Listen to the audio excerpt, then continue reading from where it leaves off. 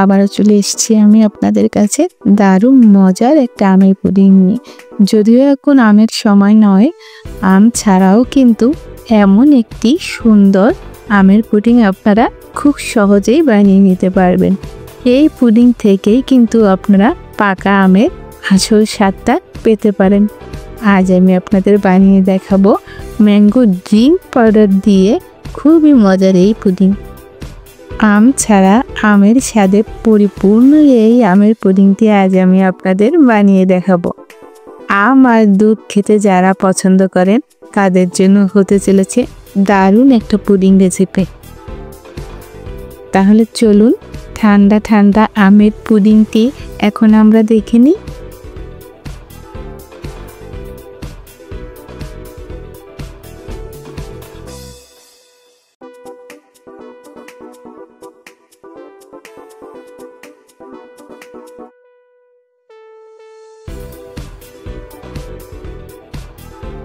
Pudding বানানোর জন্য প্রথমে আমরা ক্যারামেলটা করে নেব। এর জন্য আমি এখানে 3 টেবিল চামচ চিনি নিয়েছি।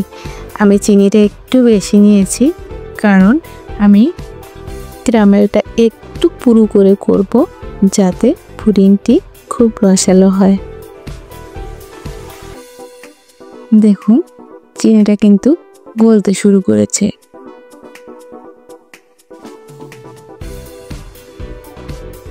আমার ক্যারামেলটা কিন্তু বানানো হয়ে গেছে। আমি একটা পাত্র নিয়েছি আর এখানেই সেট করে নিব। গরম থাকা অবস্থায় এভাবে নাড়িয়ে চাড়িয়ে সব দিকে সমান করে সেট করে নিতে হবে। এখন আমি ঠান্ডা হতে দিব। অন্যদিকে এখন আমরা পুডিংয়ের ব্যাটারটা তৈরি করে নিব। এর জন্য আমি 4টে ডিম নিয়েছি। ডিম সুন্দর করে ফেটিয়ে নিব। পুডিং তৈরি করার সময় ডিম কিন্তু সুন্দর করে ফেটিয়ে নিতে হবে, নাহলে কিন্তু পুডিংটা সফট হবে না। দেখুন আমার কিন্তু ডিমটা ফেটানো হয়ে গেছে। এখানে আমি 4 কাপ দুধ জাল করে 2 কাপ করে নিয়েছি। এখানে কিন্তু মেজারমেন্ট কাপের 2 কাপ দুধ আছে। দুধ আর ডিম সুন্দর করে মিশিয়ে নিব। দুধটা কিন্তু জাল করে বেশ ঘন করে নিয়েছি। আপনারা যদি ঘন না করেন একটু গুঁড়া দুধ ব্যবহার করতে পারেন। এখানে আমি দিয়ে দিচ্ছি 1/2 কাপ চিনি। চিনিটা কিন্তু আপনারা আপনাদের পছন্দ মতো ব্যবহার করতে পারেন। সুন্দর করে চিনিটাকে মিশিয়ে নিব।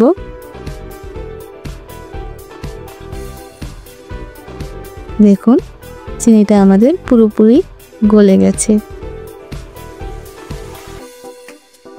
আমি এখানে এখন দিয়ে দিচ্ছি ম্যাঙ্গো ড্রিঙ্ক পাউডার।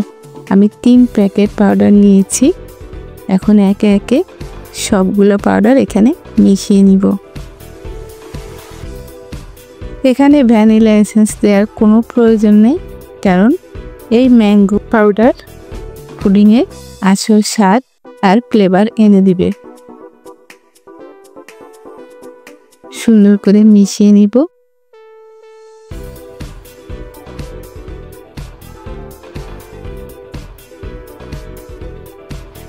এখানে আমি দিয়ে দিচ্ছি 1/2 টেবিল চামচ কাস্টার্ড পাউডার। আমার কাছে কাস্টার্ড পাউডারটা ছিল তাই আমি নিয়েছি।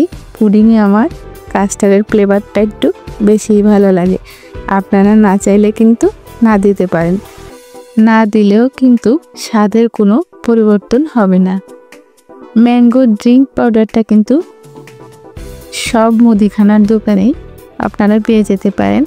আপনারা যদি ম্যাঙ্গো ফ্লেভারের পুডিং চান তাহলে আপনারা ম্যাঙ্গো ড্রিঙ্ক পাউডার দিয়ে করতে পারেন। আর যদি অরেঞ্জ ফ্লেভারের চান তাহলে কিন্তু অরেঞ্জ ড্রিঙ্ক পাউডার দিয়েও করে নিতে পারেন। যে যে ফ্লেভার পছন্দ করেন আপনারা কিন্তু সেভাবেই পুডিংটি করে নিতে পারেন। দেখুন আমি একটা পাত্রে ক্যারামেলটা সেট করে নিয়েছি। এটা কিন্তু শুকিয়ে গেছে। এখন আমি পুডিংয়ের ব্যাটারটা এই পাত্রে ঢেলে দেব।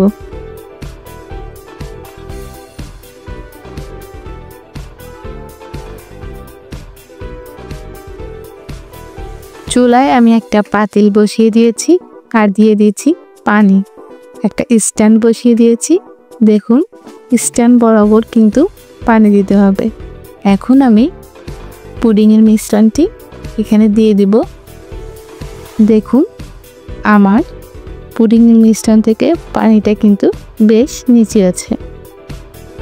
পুডিংয়ের মিশ্রণটাকে ঢেকে দেওয়ার জন্য আমি এখানে একটা কাগজ নিয়েছি। কাগজটা একটু পুরু নিয়েছি। 2 হাত দিয়ে সুন্দর করে চেপে চেপে আমি একটা প্লেট দিয়ে, একটা ভারী প্লেট দিয়ে ঢেকে দিব। তাহলে কিন্তু পুডিংয়ের ভিতর আর পানি যেতে পারবে না। কাগজটাই কিন্তু পুরো পানিটা চুষে নেবে। 40 মিনিট পর আমি ফিরে এসেছি। দেখুন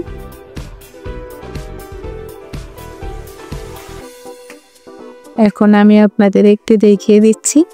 দেখুন যতটা পানি কাগজে চুষে নিয়েছে এবং পুডিংটা আছে একেবারেই শুকনা।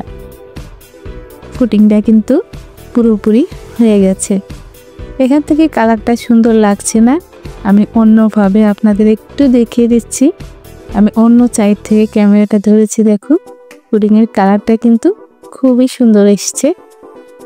এখন আমি নামিয়ে নিব। আমি আপনাদের একটু দেখিয়ে দিই। দেখুন সাইডটা কিন্তু ছেড়ে দিয়েছে।